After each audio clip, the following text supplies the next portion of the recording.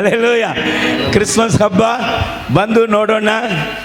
So ಭೂಮಿ ಮೇಲೆ ಖುಷಿ ತಂದನ್ನ. ಅಲ್ಲೆಲ್ಲೂಯ. ಸೊ ಹಾಡುಗಳನ್ನು ಹಾಡಿ ದೇವರ ನಾಮವನ್ನು ಮಹಿಮೆ ಪಡಿಸೋಣ.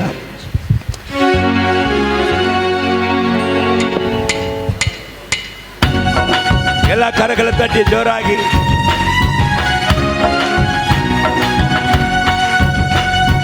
ಕ್ರಿಸ್ಮಸ್ ಹಬ್ಬ ಬಂದು ನೋಡಣ್ಣ,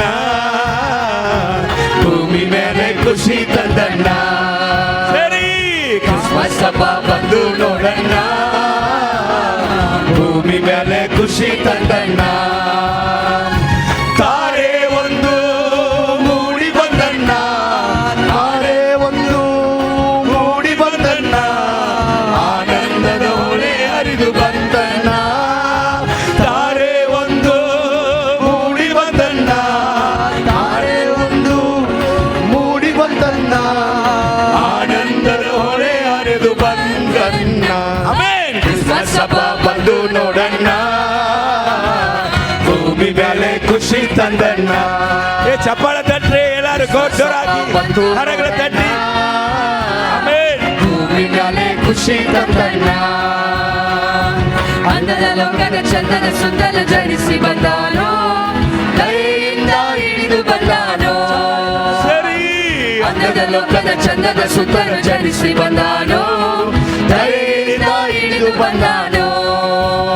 ಓ ಉನ್ನತ ಲೋಕ ಬಿಟ್ಟು ಬಂದಾನು, ಉನ್ನತ ಲೋಕ ಬಿಟ್ಟು ಬಂದಾನು, ಅನುಗ್ರಹಿಸಿ ಜನಿಸಿ ಬಂದಾನೋ, ಉನ್ನತ ಲೋಕ ಬಿಟ್ಟು ಬಂದಾನು, ಉನ್ನತ ಲೋಕ ಬಿಟ್ಟು ಬಂದಾನೋ, ಅನುಗ್ರಹಿಸಿ ಜನಿಸಿ ಬಂದಾನೋ. ಕ್ರಿಸ್ಮಸ್ ಹಬ್ಬ ಬಂದು ನೋಡಣ್ಣ, ಭೂಮಿ ಮೇಲೆ ಖುಷಿ ತಂದಣ್ಣ. ಕ್ರಿಸ್ಮಸ್ ಹಬ್ಬ ಬಂದು ನೋಡಣ್ಣ, ಭೂಮಿ ಮೇಲೆ ಖುಷಿ ತಂದಣ್ಣ.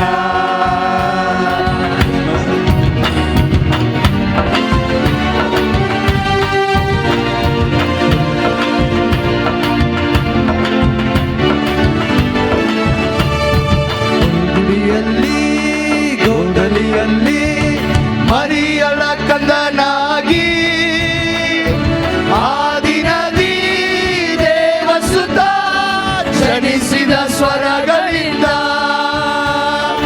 ಆದಿನದಿ ದೇವಸುತ ಜನಿಸಿದ ಸ್ವರಗಳಿಂದ, ಕುರುಬರು ಕುರಿಯನ್ನು ಕಾಯುತ್ತಿರಲು ದೂತರು ಸಂದೇಶ ಸಾರಿದರು. ಕುರುಬರು ಕುರಿಯನ್ನು ಕಾಯುತ್ತಿರಲು ಆಮೆನ್. ದೂತರು ಸಂದೇಶ ಸಾರಿದರು. ಓಡಿದರು ಗೋದಲಿಗೆ ಯೇಸು ಹುಡುಕುತ್ತಲೇ, ಓಡಿದರು ಗೋದಲಿಗೆ ಯೇಸು ಹುಡುಕುತ್ತಲೇ. ಹುಲ್ಗುಳಿಯಲ್ಲಿ ಗೋದಲಿಯಲ್ಲಿ ಮರಿಯಳ ಕಂದನಾಗಿ, ಆದಿನದಿ ದೇವಸುತ ಜನಿಸಿದ ಸ್ವರಗಳಿಂದ, ಆದಿನದಿ ದೇವಸುತ ಜನಿಸಿದ ಸ್ವರಗಳಿಂದ. ಕುಟುಂಬವಾಗಿ ಕರ್ತನನ್ನು ಆರಾಧಿಸುವಾಗ ನಮ್ಮ ಹಬ್ಬದ ಅರಸನು, ರಾಜನು, ಹೀರೋ ನಮ್ಮ ಕರ್ತನಾದ ಯೇಸು ಕ್ರಿಸ್ತನು ನಮ್ಮ ಮಧ್ಯದಲ್ಲಿ ಆತ್ಮಸ್ವರೂಪನಾಗಿ ಚಲಿಸುತ್ತಾ ಇದ್ದಾನೆ. ಹಲ್ಲೆಲೂಯ. ಆತನ ಸಿಂಹಾಸನರೂಢನಾಗಿದ್ದಾನೆ. ದೇವರನ್ನು ಆರಾಧಿಸುವಾಗ ಎಲ್ಲಿ ಸ್ತುತಿ ಹೆಚ್ಚಾಗುತ್ತದೋ ಅಲ್ಲಿ ಕೃಪೆ ಹೆಚ್ಚಾಗುತ್ತದೆ. ಈ ಆರಾಧನೆಯಲ್ಲಿ ವ್ಯಾಧಿಗಳು ಇಂದ ಬಿಡುಗಡೆ ಉಂಟಾಗುತ್ತದೆ, ದೆವ್ವಗಳಿಂದ ಬಿಡುಗಡೆ ಉಂಟಾಗುತ್ತದೆ, ಎಲ್ಲ ಮಾಟ ಮಂದಿರಗಳಿಂದ ಬಿಡುಗಡೆ ಉಂಟಾಗುತ್ತದೆ, ಎಲ್ಲ ಸಮಸ್ಯೆಗಳಿಂದ ಬಿಡುಗಡೆ ಉಂಟಾಗುತ್ತದೆ. ನಿಮ್ಮ ಕುಟುಂಬಗಳನ್ನು ಒಕ್ಕಟ್ಟನ್ನು ಕೆಡಿಸಿ ಇಟ್ಟಿರುವಂಥ ಎಲ್ಲ ಸೈತಾನ ಬಂಧನೆಗಳು, ಎಲ್ಲ ಬೇಲಿಗಳು ಮುರಿದಾಕಲ್ಪಡಲಿಕ್ಕಿದೆ. ಹಲ್ಲೆಲೂಯ. ಸೊ ಪೌಲು ಶೀಲ ಅವರು ಆರಾಧಿಸಿದಾಗ ಅಲ್ಲಿ ಎಲ್ಲರ ಕಟ್ಟುಗಳು ಬಿಚ್ಚಲ್ಪಟ್ಟಿತ್ತು. ಸೊ ಈ ಆರಾಧನೆಯಲ್ಲಿ ನೀವು ನಂಬುವುದಾದರೆ ದೇವರು ಎಲ್ಲರ ಕಟ್ಟುಗಳನ್ನು ಬಿಚ್ಚಿ ಬೇಕಾಗಿರುವಂಥ ಪ್ರಸನ್ನತೆಯನ್ನು ಅವರ ಜೀವನದಲ್ಲಿ ಬಲವಾಗಿ ದೇವರು ಕೊಡಲಿಕ್ಕಿದ್ದಾನೆ. ಕಣ್ಣುಗಳು ಮುಚ್ಚಿದವರಾಗಿ ಹಲ್ಲೆಲೂಯಾ.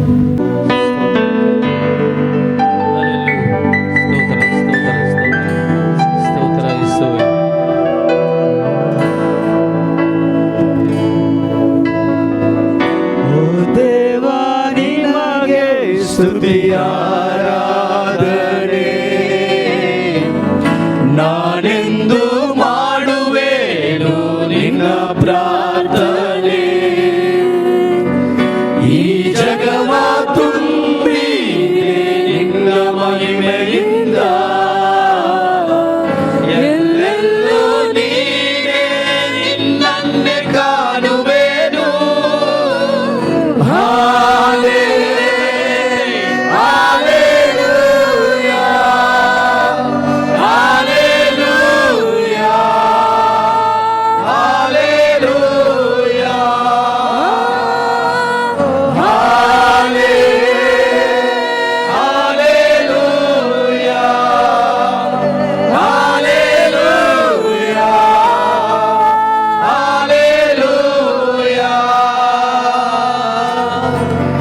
ಈ ಜಗದಲ್ಲಿ ನಿನ್ನಂತೆ ಬೇರೆ ಯಾರು ಇಲ್ಲ, ನಿನಗಿಂತ ಮಿಗಿಲಾದ ಬೇರೆ ದೇವರಿಲ್ಲ. ಎಲ್ಲೆಲ್ಲೂ ನೋಡಿದರು ನೀನೆ ಕಣ್ಣ ಮುಂದೆ, ನೀನೇ ನನ್ನ ತಂದೆ ನನ್ನ ಪ್ರಭು ಯೇಸುವೇ.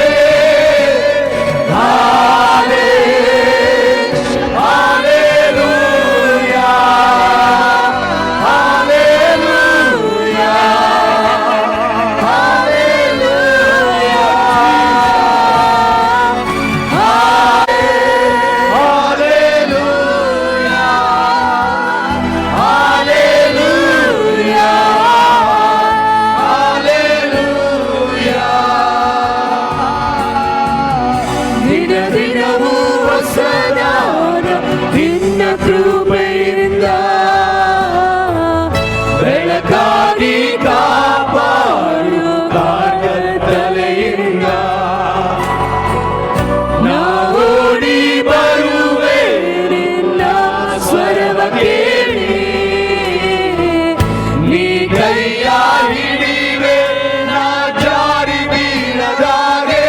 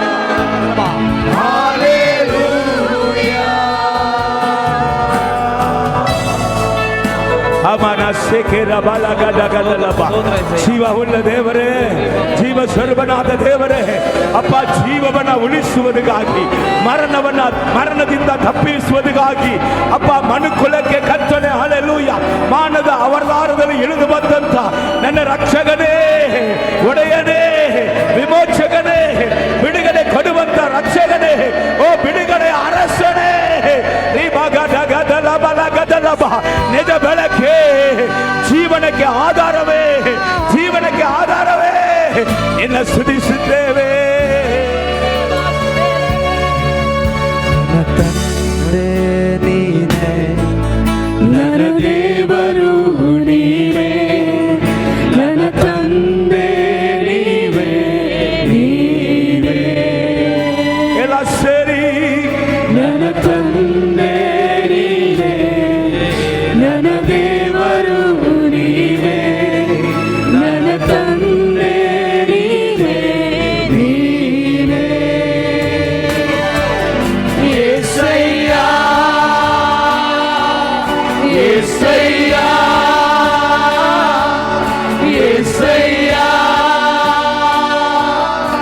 యేసయ్యా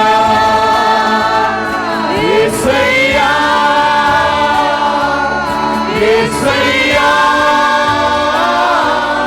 యేసయ్యా యేసయ్యా ನನ್ನ ತಂದೆ ನೀನೇ ನನ್ನ ದೇವರು ನೀನೇ ನನ್ನ ತಂದೆ ನೀನೇ ನೀನೇ ರಾಜಾ ನನ್ನ ಕಾಲು ಜಾರಿ ನಡೆಯದ ನನ್ನ ಜೀವದ ಪ್ರತಿ ಮಾರ್ಗವು ಸರಿಪಡಿಸುವ ನನ್ನ ತಂದೆಯೇ ಬಾಯಿಗಳ ತೆರೆದು ನನ್ನ ಕಾಲು ಜಾರಿ ನಡೆಯದ ನನ್ನ ಜೀವದ ಪ್ರತಿ ಮಾರ್ಗವು ಸರಿಪಡಿಸುವ ನನ್ನ ತಂದೆಯೇ ಹಗಲ ಸೂರ್ಯ ಬಾಧೆಯಾಗಲಿ ರಾತ್ರಿ ಚಂದ್ರ ಬಾಧೆಯಾಗಲಿ ಸಗಲದಂತೆ ಕಾಯುವ ನಿನ್ನ ಪ್ರೇಮ ಹಗಲ ಸೂರ್ಯ ಬಾಧೆಯಾಗಲಿ ರಾತ್ರಿ ಚಂದ್ರ ಬಾಧೆಯಾಗಲಿ ಸಗಲದಂತೆ ಕಾಯುವ ನಿನ್ನ ಪ್ರೇಮ యేసయ్యಾ యేసయ్యಾ యేసయ్యా యేసయ్యా యేసయ్యా యేసయ్యా యేసయ్యా యేసయ్యా ನನ್ನ ತಂದೆ ಬಾಯಿಗಳ ತೆರೆದು ನನ್ನ ತಂದೆ ನೀವೇ ತಂದೆಯಾದ ದೇವರು ಲೋಕದ ಮೇಲೆ ಎಷ್ಟೋ ಪ್ರೀತಿಯನ್ನು ಇಟ್ಟು ಒಬ್ಬನು ಕೂಡ ನಾಶವಾಗಬಾರದು ಎಂಬುದಕ್ಕೋಸ್ಕರ ನನ್ನ ಒಬ್ಬನೇ ಮಗನಾಗಿ ಇರುವಂತ ಕರ್ತನಾದ ಯೇಸು ಕ್ರಿಸ್ತನನ್ನ ನಿನಗಾಗಿ ನನಗಾಗಿ ಕೊಟ್ಟಂತ ಪ್ರೀತಿಯನ್ನ ವರ್ಣಿಸುತ್ತ ನನ್ನ ತಂದೆ ನೀನೇ ನೀನೇ ಅನಾಂಧಕಾರ ಕಣಿವೆಯ ನಾ ನಡೆದ ಪ್ರತಿ ಮಾರ್ಗವು ಜೊತೆ ಇರುವ ನನ್ನ ತಂದೆಯೇ ಸಾವಿರ ಜನರ ಬಲಕ್ಕೂ ಬಿದ್ದರೂ ಬೀಳಬಹುದು ಎಡವಾದೆ ನನ್ನ ಕಾಯುವ ಪ್ರೇಮ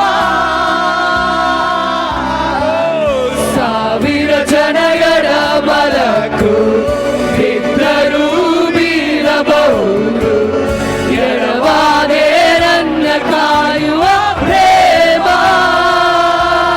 యేసయ్యా యేసయ్యా యేసయ్యా యేసయ్యా యేసయ్యా ಯೇಸುವಿನ ನಾಮವನ್ನು ಹೇಳು. ಯೇಸುವಿನ ನಾಮದಲ್ಲಿ ದೆವ್ವಗಳು ಓಡುತ್ತದೆ. ಯೇಸುವಿನ ನಾಮದಲ್ಲಿ ವ್ಯಾಧಿಗಳು ನೀಗುತ್ತವೆ.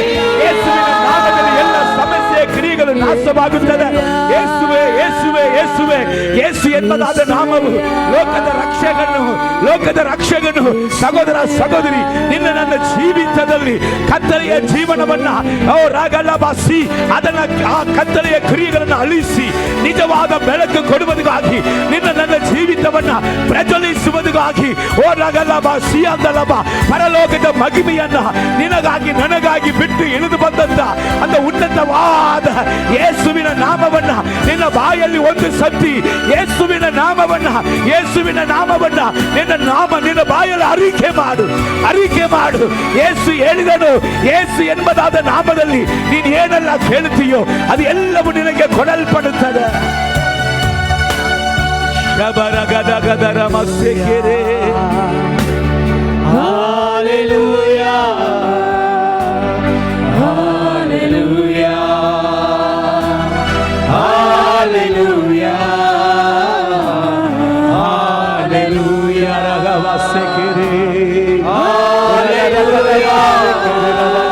ಆರಾಧನಾ.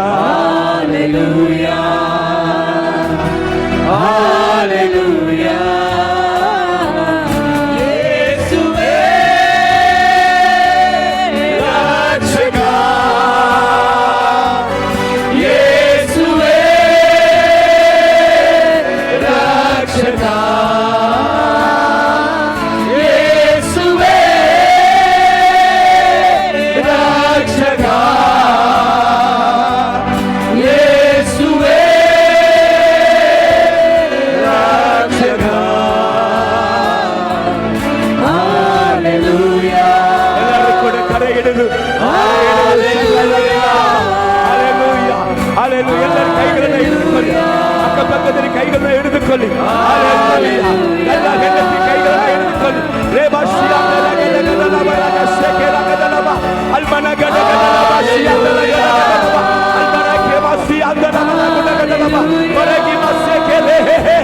ಲೋಕವನ್ನು ಜಯಿಸುವಂತ ದೇವರು ನಿಮ್ಮ ಸಂಗಡ ಇಮ್ಮಾನುವೇಲನು. ಓ ದೇವರು ನಮ್ಮ ಸಂಗಡ ಇದ್ದಾನೆ ಎಂಬುದಾಗಿ ಅರ್ಥ. ಆರಾಧನೆ ಯಜ್ಞದ ಕುರಿತೆ. ಆರಾಧನೆ ಸಿಂಹಾಸನರೂಢನಿಗೆ. ಆರಾಧನೆ ನೀತಿಯ ರಾಜನಿಗೆ. ಆರಾಧನೆ ದೇವಕುಮಾರನಿಗೆ. ದೇವಕುಮಾರನಿಗೆ. ಆರಾಧನೆ ಯಜ್ಞದ ಕುರಿಗೆ. ಅಪ್ಪ ನೀನು ಆರಾಧಿಸುತ್ತೆ.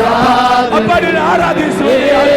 ಅಪ್ಪ ಕರ್ತನ ಸಿಂಹಾಸನವನ್ನು ಬಿಟ್ಟು ನಮ್ಮ ಮಧ್ಯದಲ್ಲಿ ಇರುವುದರಿಂದ ಯೇಸುವೇ ಸಿಂಹಾಸನದ ಅರಸನೇ ದೇವದೂತ ಸೈನಿಕರೊಂದಿಗೆ ನೀವು ನಮ್ಮ ಮಧ್ಯದಲ್ಲಿ ಸಂಚರಿಸುವಂತ ಅಪ್ಪ ನನ್ನ ಪ್ರಾಣ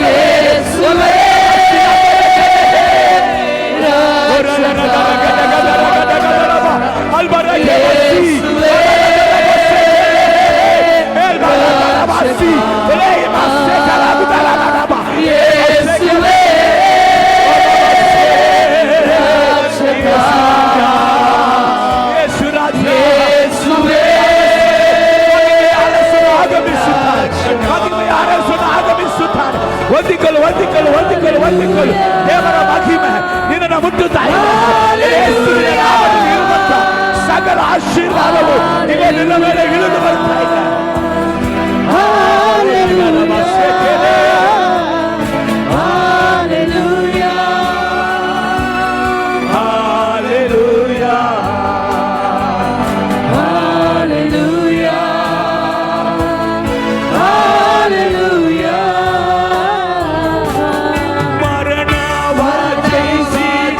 ಜಯಿಸಿದವನಿಗೆ ಆರಾಧನೆ ಮೋಕ್ಷವ ನೀಡಿದವನಿಗೆ. ಆರಾಧನೆ ಮರಳಿ ಬರುವಾತನಿಗೆ. ಆರಾಧನೆ ಮಹಿಮೆಯ ರಾಜನಿಗೆ. ಆರಾಧನೆ ಮರಣವ ಜಯಿಸಿದವನಿಗೆ. ಆರಾಧನೆ ಮೋಕ್ಷವ ನೀಡಿದವನಿಗೆ. ಆರಾಧನೆ ಮರಳಿ ಬರುವಾತನಿಗೆ. ಆರಾಧನೆ ಮಹಿಮೆಯ ರಾಜನಿಗೆ. ಆರಾಧನೆ ಯೇಸುವೇ ರಕ್ಷಕ. ಯೆಸಯ್ಯ ಯೆಸಯ್ಯ ಎಲ್ಲ ವ್ಯಾಧಿಗಳು ಎಲ್ಲ ಕುರುಡ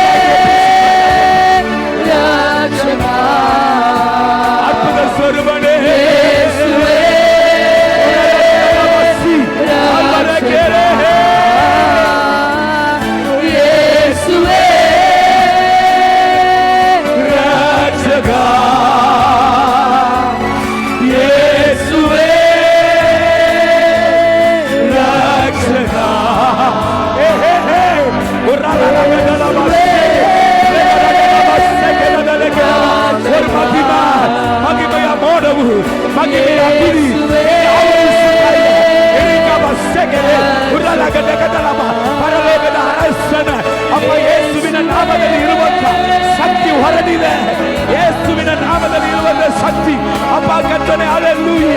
ಈ ಹಬ್ಬದ ಆಚರಣೆಯಲ್ಲಿ ಬಲಿಷ್ಠವಾದ ಯೇಸುವೇ ರಕ್ಷಕ, ಯೇಸುವೇ ರಕ್ಷಕ, ಯೇಸುವೇ ರಕ್ಷಕ.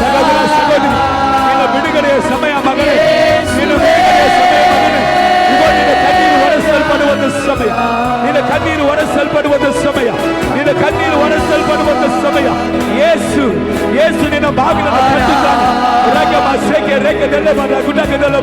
ಜೀವನದಲ್ಲಿ ಸ್ವೀಕಾರ ಮಾಡಿಕೊಳ್ಳು, ನಿನ್ನ ಬಾಳು ಬಂಗಾರವಾಗುತ್ತದೆ. ಓ ನಿನ್ನ ಜೀವಿತದಲ್ಲಿ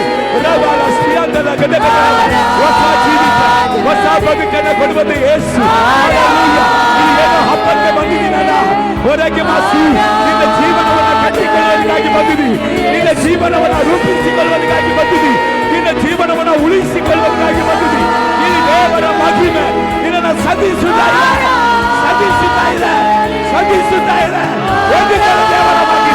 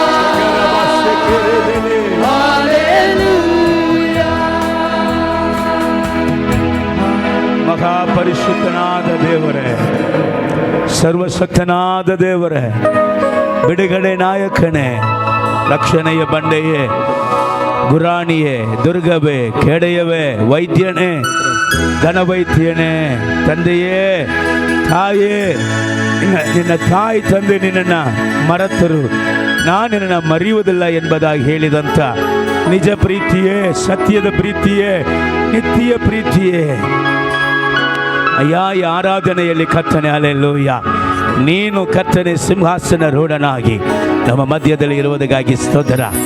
ಈಗ ಅನೇಕರ ಕುಟುಂಬದಲ್ಲಿ ಕರ್ತನೆ ಹಲ್ಲೆಲೂಯ, ಬಿರುಕಾಗಿರುವಂಥ ಸಂಬಂಧವನ್ನು ಕೂಡಿಸಿದಕ್ಕಾಗಿ ಸ್ತೋತ್ರ. ಅನೇಕರ ಕಣ್ಣೀರನ್ನು ಒರೆಸಿದಕ್ಕಾಗಿ ಸ್ತೋತ್ರ.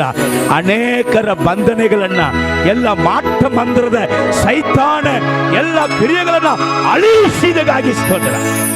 ದೇವರ ವಾಕ್ಯಕ್ಕಾಗಿ ಅಲ್ಪ ಸಮಯ ನಾವು ಕಣ್ಗಳ ಮುಚ್ಚಿ ಪ್ರಾರ್ಥನೆ ಮಾಡೋಣ. Thank you Lord Jesus. Hallelujah. ஆனந்த துதி ஒலி கேட்கும், ஆடல் பாடல் சத்தமும் தொனிக்கும். ஆனந்த துதி ஒலி கேட்கும், ஆடல் பாடல் சத்தமும் தொனிக்கும்.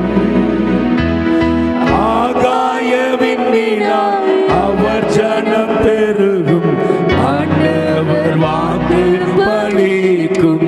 ஆகாய விண்ணிலா அவர் ஜனம் பெருகும், ஆண்டவர் வாக்கு பலிக்கும். யாக்கோபு நடந்திடுவானோ, யாக்கோபின் தேவன் துணையே, அவரின் வாழ்வை அழைப்போம், ஆண்டவர் நாமம் துதிப்போம்.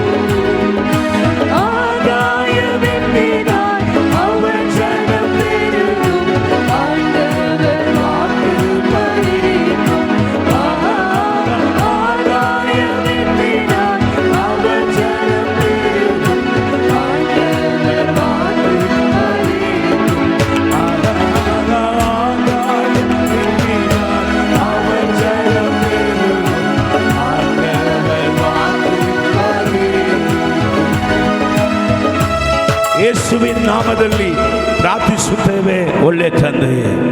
ಸೊ ಯೇಸು ಕ್ರಿಸ್ತನು, ಸೊ ಎಲ್ಲರಿಗೆ ಗೊತ್ತು, ಯಾರಿಗೆ ಬರ್ತ್ಡೇ ಇರ್ತದೋ ಅವರ ಬಗ್ಗೆನೇ ಮಾತಾಡ್ತಾರೆ, ಹೌದಲ್ಲ? ಹಲ್ಲೆಲೂಯ.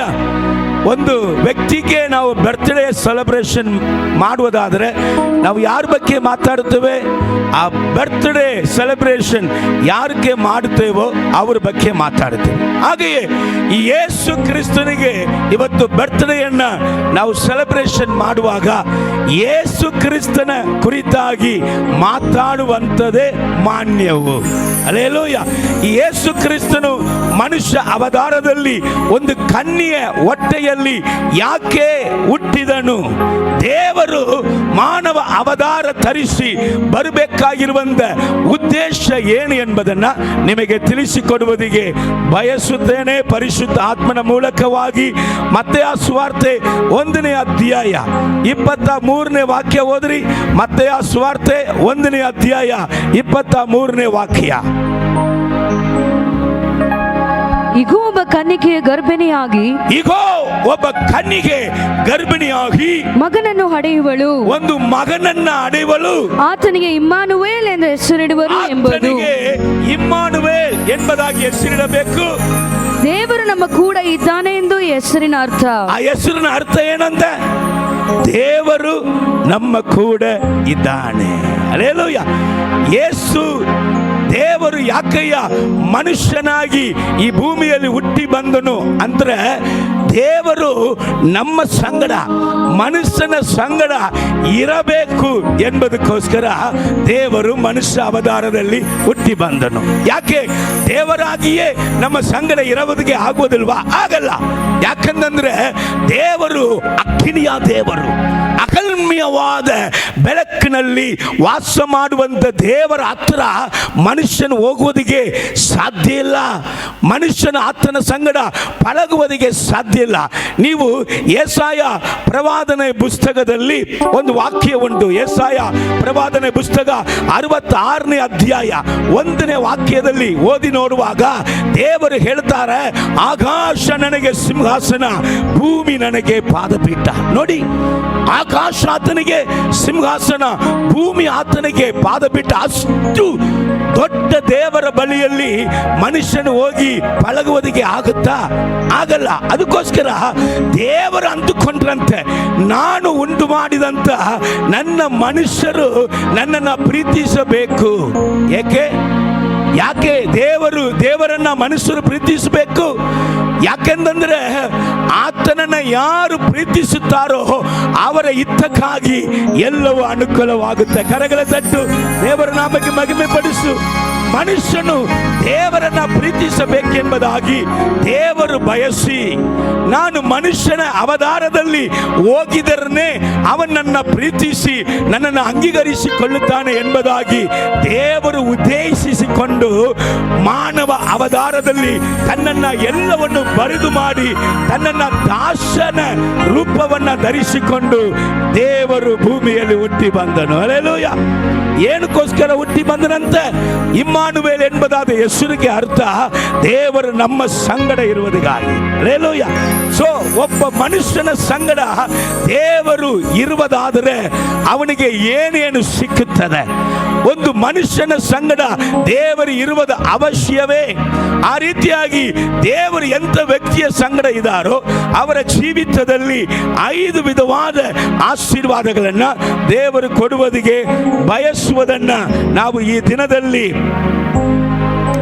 ಸಂದೇಶವಾಗಿ ಕೇಳಲಿಕ್ಕಿದ್ದೇವೆ. ಯೆಶಾಯ ಪ್ರವಾದನೆ ಪುಸ್ತಕ 9ನೇ ಅಧ್ಯಾಯ 6ನೇ ವಾಕ್ಯವನ್ನ ಗಮನಿಸೋಣ.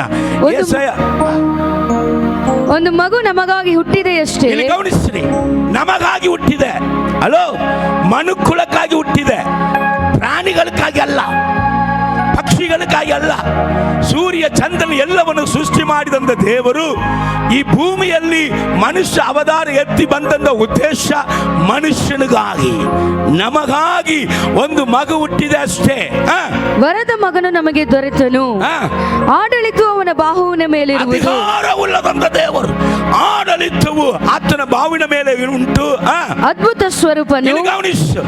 ಯೇಸು ಒಬ್ಬ ವ್ಯಕ್ತಿಯ ಸಂಗಡ ಇರುವಾಗ 5 ವಿಧವಾದ ಆತನ ಹೆಸರನ್ನ ಗಮನಿಸಿರಿ. ಆತನು ಅದ್ಭುತ ಸ್ವರೂಪನು, ಆಲೋಚನಾ ಕರ್ತನು, ಪರಾಕ್ರಮಿಯಾದ ದೇವರು, ನಿತ್ಯನಾದ ತಂದೆ, ಸಮಾಧಾನದ ಪ್ರಭು ಸಮಾಧಾನ ಪ್ರಭು.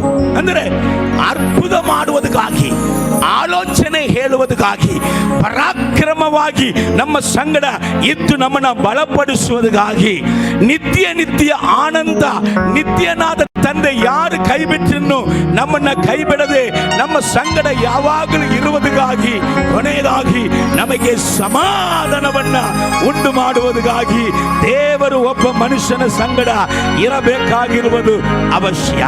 ಈ 5 ಕಾರ್ಯವನ್ನ ಸಂಚಿತವಾಗಿ ನಾನು ನೋಡಲಿಕ್ಕೆ ಬಯಸುತ್ತೇನೆ. ಮೊದಲನೇದಾಗಿ ಈ ವಾಕ್ಯದಲ್ಲಿ ನಾವು ನೋಡಿದ್ದೇವೆ, ದೇವರು ಒಬ್ಬ ಮನುಷ್ಯನ ಸಂಗಡ ಇದ್ದರೆ ಅವನ ಜೀವನದಲ್ಲಿ ಅದ್ಭುತವೂ ಉಂಟಾಗುತ್ತೆ. ಏನುಂಟಾಗುತ್ತೆ? ಅದ್ಭುತ.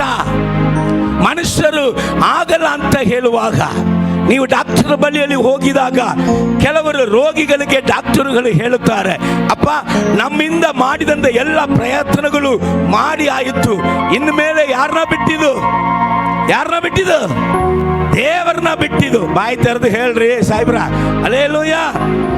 ಡಾಕ್ಟರ್ಗಳು ಹೇಳುವುದು ಉಂಟು, ನಾವು ಎಷ್ಟು ಪ್ರಯತ್ನ ಮಾಡಬೇಕು ಎಲ್ಲವನ್ನು ಕೂಡ ಮಾಡಿ ನೋಡಿದೀವಿ, ಇನ್ನು ಮೇಲೆ ದೇವರಿಗೆ, ಅಂದ್ರೆ ಮನುಷ್ಯನಿಗೆ ಅಸಾಧ್ಯವಾದದನ್ನ ಸಾಧ್ಯ ಮಾಡುವಂತ ಅದ್ಭುತವು ಯಾರಿಂದಲೇ ಈ ಭೂಮಿಯಲ್ಲಿ ಮಾಡುವುದಕ್ಕೆ ಸಾಧ್ಯ ಇಲ್ಲ, ಅದು ದೇವರಿಂದಲೇ ಮಾತ್ರ ಸಾಧ್ಯ. ಒಂದು ಊರಲ್ಲಿ ಒಂದು ತಾಯಿಗೆ ನಡೆದಂತ ಘಟನೆಯನ್ನ ಒಂದು ಪಾಸ್ಟರ್ ಈ ರೀತಿಯಾಗಿ ಶೇರ್ ಮಾಡಿಕೊಂಡಿದ್ರು. ಏನಂದ್ರೆ, ಒಂದು ಊರಲ್ಲಿ ಒಂದು ಚರ್ಚ್ ಉಂಟು, ಆ ಚರ್ಚ್ ಪಕ್ಕದಲ್ಲಿ 5ನೇ ಮನೆ ಆ ತಾಯಿಗೆ ಒಂದು ದಿವಸ ಏನಾಯ್ತು ಅಂದ್ರೆ, ಅವರ ಬಲಕೈ ಕೆಲಸ ಮಾಡಲಿಕ್ಕೆ ಆಗದೆ ಹೋಗಿತ್ತು. ಅವರ ಬಲಕೈ ಕೆಲಸ ಮಾಡಲಿಕ್ಕೆ ಆಗದೆ ಹೋಗಿದಾಗ ಅವರು ಡಾಕ್ಟರ್ ಬಳಿಯಲ್ಲಿ ಹೋಗಿ ತೋರಿಸಿ ಅನೇಕ ಟೆಸ್ಟ್ಗಳನ್ನ ಮಾಡಿದ ಮೇಲೆ ಡಾಕ್ಟರ್ಗಳು ಹೇಳಿದ್ರಂತೆ, ನಿಮ್ಮ ಬಲಕೈ ಸತ್ತೋಯಿತು, ಇನ್ನು ಮೇಲೆ ನಿಮ್ಮ ಬಲಕೈ ಕೆಲಸ ಮಾಡುವುದಕ್ಕೆ ಸಾಧ್ಯ ಇಲ್ಲ. ಆದರೆ ದೇವರು ನಿಮಗೆ ಒಂದು ಕೈಯನ್ನ, ಎಡ ಕೈಯನ್ನ ಕೊಟ್ಟಿದ್ದಾನಲ್ಲ, ಅದರಲ್ಲಿ ದೇವರಿಗೆ ನೀವು ಸ್ತೋತ್ರ ಹೇಳ್ರಿ, ಇನ್ನು ಮೇಲೆ ಬಲಕೈ ಕೆಲಸ ಮಾಡುವುದಿಲ್ಲ ಅಂತ. ಆ ಅಮ್ಮ ಆ ಡಾಕ್ಟರ್ ಪಾದವನ್ನ ಹಿಡಿದು ಕೇಳಿದ್ರಂದ, ಅಯ್ಯ ನನಗೆ ಮನೆಗಳು ಉಂಟು, ಕೆಲವಂತ ನೆಲಗಳು ಉಂಟು, ಅದೆಲ್ಲ ನಾನು ಮಾರಿ ತಗೊಂಬಂದು ಕೊಡ್ತೀನಿ, ನಾನು ಬಲಕೈ ಇಲ್ಲದೆ ಹೆಂಗ್ ಜೀವನ ಮಾಡಲಿ, ಹೇಗಾದ್ರೂ ನನಗೆ ಟ್ರೀಟ್ಮೆಂಟ್ ಮಾಡಿ ನನಗೆ ಬಲಕೈಯಲ್ಲಿ ಸ್ವಸ್ಥತೆ ತಂದು ಕೊಡಯ್ಯ.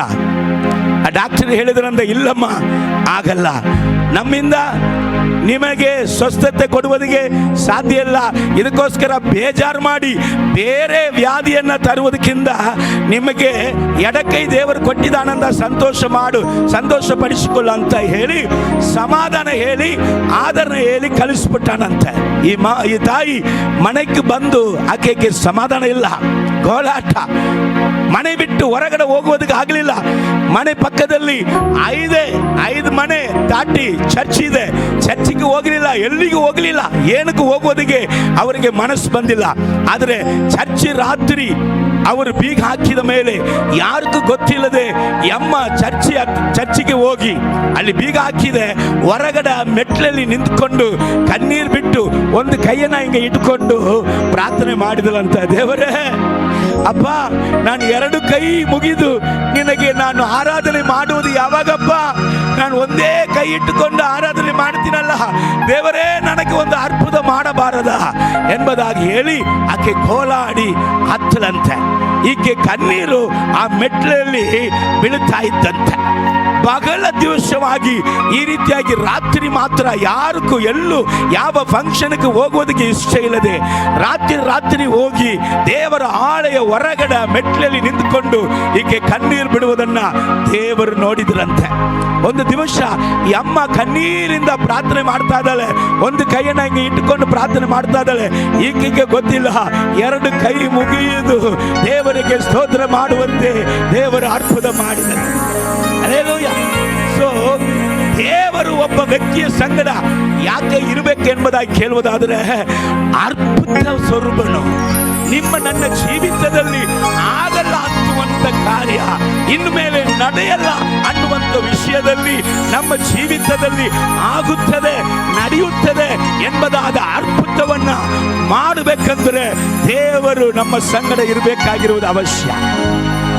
ಯೇಸು ಸ್ವಾಮಿಯನ್ನ ಒಂದು ಮದುವೆಗೆ ಕರೆದರು.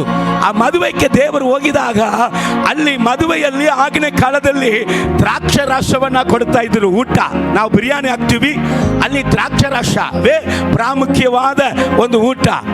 ಸೊ ದ್ರಾಕ್ಷಾರಸ ಅಲ್ಲಿ ಖಾಲಿಯಾಗಿತ್ತು. ಮದುವೆ ಮನೆಯವರಿಗೆ ಭಯಂಕರ ಒಂದು ಅಪಮಾನ, ನಿಂದೆ. ಎಲ್ಲ ಜನರು ಬಹಳ ಇದಾವ್ರೆ, ಇನ್ನು ಅನೇಕರು ಊಟ ಮಾಡಿಲ್ಲ. ಆದ್ರೆ ಏನಾಗಿತ್ತು, ದ್ರಾಕ್ಷಾರಸ ಖಾಲಿಯಾಗಿತ್ತು. ಅಲ್ಲಿ ದೇವರಿದ್ರು. ಯಾರಿದ್ರು ಅಲ್ಲಿ? ಆ ಮದುವೆ ಮನೆಯಲ್ಲಿ ದೇವರಿದ್ರು. ದೇವರಿದ್ದಾಗ ಓಡಿ ಬಂದು ದೇವರಿಗೆ ಅವರ ತಾಯಿ ಮರಿಯಲ್ಲಿ ಹೇಳ್ತಾರೆ, ಅಪ್ಪ ನೀನು ಇರುವಂತ ಈ ಸ್ಥಳದಲ್ಲಿ ಇಂಥ ಒಂದು ಪರಿಸ್ಥಿತಿ ಇದೆ. ದೇವರು ಏನ್ ಮಾಡಿದ್ರು ಗೊತ್ತಾ? ಬರೀ ನೀರು, ಕಾಲು ತೊಳೆಯುವುದಕ್ಕಾಗಿ ಇಟ್ಟಿರುವಂತ ಬರೀ ನೀರು, ಬಣ್ಣ ಇಲ್ಲದಂತ ನೀರು, ರುಚಿ ಇಲ್ಲದಂತ ನೀರು, ಯಾರು ಕೂಡ ಉಪಯೋಗಪಡಿಸದೇ ಇರುವಂತ ನೀರು, ಬರೀ ಕಾಲು ತೊಳೆಯಕ್ಕೆ ಮಾತ್ರ ಯೂಸ್ ಮಾಡುವಂತ ಆ ನೀರನ್ನ ದೇವರು ರುಚಿಯುಳ್ಳ ದ್ರಾಕ್ಷಾರಸವಾಗಿ ಬದಲಾಯಿಸಿ ಆ ಮದುವೆ ಮನೆಯ ಅವಮಾನದಿಂದ, ನಿಂದೆಯಿಂದ ದೇವರ ಆಶೀರ್ವಾದವನ್ನ ಅಲ್ಲಿ ತಗೊಂಡ್ಬಂದಿದ್ರು. ಹಲ್ಲೆಲೂಯಾ. ನೋಡ್ರಿ ನನ್ನ ಕೇಳುವಂತ ಸಹೋದರ ಸಹೋದರಿ, ಒಂದು ವೇಳೆ ಆ ನೀರಿನಂತೆ ನಿಮ್ಮ ಜೀವಿತ ಇರಬಹುದು, ಒಂದು ಆಶೀರ್ವಾದ ಇಲ್ಲದೆ, ಒಂದು ಬಿಡುಗಡೆ ಇಲ್ಲದೆ, ಬಣ್ಣ ಇಲ್ಲದೆ, ಜೀವನದಲ್ಲಿ ಯಾರಿಗೂ ಉಪಯೋಗ ಇಲ್ಲ ಅನ್ನುವಂತ ಒಂದು ಕಾರ್ಯದಲ್ಲಿ ಒಂದು ವೇಳೆ ನೀವು ಇರುವುದಾದ್ರೆ, ಅಯ್ಯೋ ನನ್ನಿಂದ ಏನು ಯೂಸ್ ಇಲ್ವಲ್ಲ. ಒಂದು ಸಹೋದರಿ ಒಂದು ದಿವಸ ಓಡಿ ಬಂದ ಯವನಸ್ಥಿ, ಅವರಿಗೆ ತಂದೆ ತಾಯಿ ವಯಸ್ಸಾದವರು.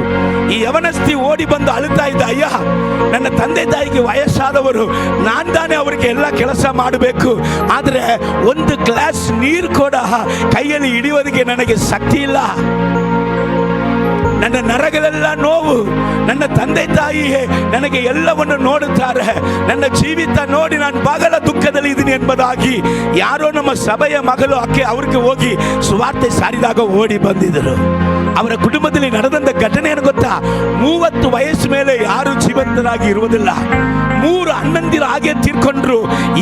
ಈಕೆಗೆ ಕೂಡ 30 ವಯಸ್ಸು ಬಂದಾಗ ಅದೇ ವ್ಯಾಧಿ, ಅದೇ ರೋಗ ಹಿಡಿದುಕೊಂಡಿತ್ತು. ಈಗ ಅದ್ಭುತಕ್ಕಾಗಿ ಯೇಸುವನ್ನ ಹುಡುಕೊಂಡು ಓಡಿ ಬಂದಳು. ಯೇಸು ನನಗೆ ಬಿಡುಗಡೆ ಮಾಡುತ್ತಾನ. ನಮ್ಮ ಕುಟುಂಬದಲ್ಲಿ ಅನೇಕರು ಶಾಪದಲ್ಲಿ ಸತ್ತರು, ನನಗೆ ಒಂದು ಅದ್ಭುತ ಉಂಟ ಅಂತ ಹೇಳುವಾಗ ನಾವು ಹೇಳಿದ್ದೇವೆ, ಯೇಸು ಕ್ರಿಸ್ತನು ಪಕ್ಷಪಾತವುಳ್ಳದಂತ ದೇವರಲ್ಲ. ಆತನ ಬಳಿಯಲ್ಲಿ ಬರುವಂತ ಎಲ್ಲರಿಗೆ ಆತನ ಅದ್ಭುತ ಮಾಡುವಂತ ದೇವರು. ಪ್ರಾರ್ಥಿಸಿದಾಗ ಶಾಪವು ಮುರಿದೋಗಿತ್ತು. ಇವತ್ತು ಕೂಡ ಆ ಮಗಳು ಜೀವಂತಳಾಗಿದ್ದಾಳೆ. ಆಕೆಗೆ ಮದುವೆ ಆಗಲ್ಲ ಅಂದ್ರು, ಮದುವೆ ಆಯಿತು. ಆಕೆಗೆ ಮಕ್ಕಳು ಹುಟ್ಟಲ್ಲ ಅಂದ್ರು, 2 ಗಂಡು ಮಕ್ಕಳನ್ನ ಕೊಟ್ಟು ದೇವರ ಆಕೆಯನ್ನು ಆಶೀರ್ವದಿಸಿದರು. ಮಗನೇ ಮಗಳೇ, ನೀವು ಗಮನಿಸಬೇಕು, ನಿಮ್ಮ ಜೀವಿತದಲ್ಲಿ ಯೇಸು ಯಾಕೆ ಮನುಷ್ಯ ಅವತಾರದಲ್ಲಿ ಹುಟ್ಟಿ ಬಂದ ಮೊದಲನೇ ಕಾರ್ಯ ದೇವರು ನಮಗೆ ಅದ್ಭುತ ಮಾಡುವುದಕ್ಕಾಗಿ. ಹಲ್ಲೆಲೂಯಾ. ಕೊರತೆಗಳಲ್ಲಿ ಇದ್ದೀರಾ? ಅದ್ಭುತವನ್ನ ಬಯಸುತ್ತೀರಾ? ಈ ಕ್ರಿಸ್ಮಸ್ ಹಬ್ಬದ ಆಚರಣೆಯಲ್ಲಿ ದೇವರ ಬಳಿಯಲ್ಲಿ ಕೇಳ್ತಾ ಇರ್ರಿ, ದೇವರೇ ನಾನು ಇಲ್ಲಿ ಬಂದೀನಿ, ನಿನ್ನ ಸಮ್ಮುಖಕ್ಕೆ ಬಂದೀನಿ, ನನಗೆ ಅದ್ಭುತ ಮಾಡುವುದಕ್ಕಾಗಿ ನೀನು ಬಂದಂತ ದೇವರು ಎಂಬುದಾಗಿ ಕೇಳ್ತಾ ಇದ್ದೀನಿ. ಇಲ್ಲಿಂದ ಹೋಗುವಾಗ ನನ್ನ ಜೀವಿತದಲ್ಲಿ ಇಂದ ಅದ್ಭುತಗಳು ನಡಿಬೇಕೆಂಬುದಾಗಿ ನೀವು ಕೇಳುವಾಗ ನಿಮ್ಮನ್ನ ಅದ್ಭುತವನ್ನ ಮಾಡಿಯೇ ದೇವರು ಕಲಿಸುತ್ತಾನೆ. Hallelujah. Praise the Lord. Thank you Lord Jesus. ನಿನ್ನ ಪ್ರಭಾವವು ಕೊಂದಿ ಹೋಗಲಿಲ್ಲ, ಶಕ್ತಿ ಬದಲಾಗಲಿಲ್ಲ. ಕರಗಳ ತಟ್ಟಿ, ನಿನ್ನ ಪ್ರಭಾವವು ಕೊಂದಿ ಹೋಗಲಿಲ್ಲ, ಪುನರುತ್ಥಾನ ಶಕ್ತಿ ಬದಲಾಗಲಿಲ್ಲ.